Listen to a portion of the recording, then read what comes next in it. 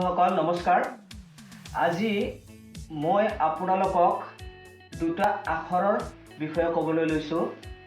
এইটো হৈছে আমাৰ স্বৰবৰ্ণৰ হ্ৰস্ব উ আৰু এইটো হৈছে ব্যঞ্জন বৰ্ণৰ মূৰ্ধন্য ট। এতিয়া এই আখৰ দুটা মন কৰক, মই কিবা ভুল লিখিছোঁ নেকি?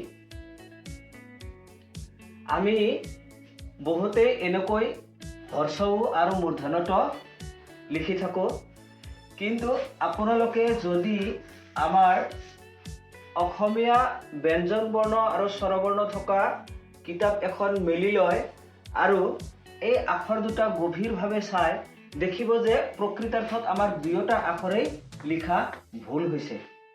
কিয় ভুল হৈছে? এই হ্ৰস্ব উ আখৰটোত আচলতে এনেকুৱা নহয়।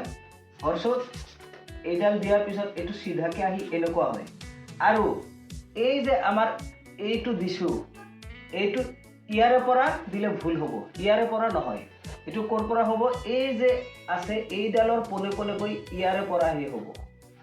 ঠিক তেনেকৈ মূৰ্ধন্য ট ইয়াৰে পৰা এইডাল দিয়াৰ কাৰণে ভুল হৈছে। আচলতে এইডাল এনেকৈ দিব লাগিব,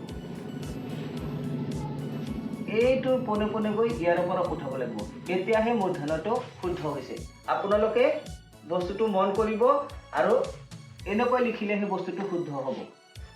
যদি এনেকুৱা আৰু সৰু সৰু কথা জানিব বিচাৰে মোৰ চেনেলটো লাইক কৰিব, ফ'ল' কৰিব আৰু ছাবস্ক্ৰাইব কৰিব, আৰু ফেচবুকত লাইক কমেণ্ট শ্বেয়াৰ কৰিব। Thank U.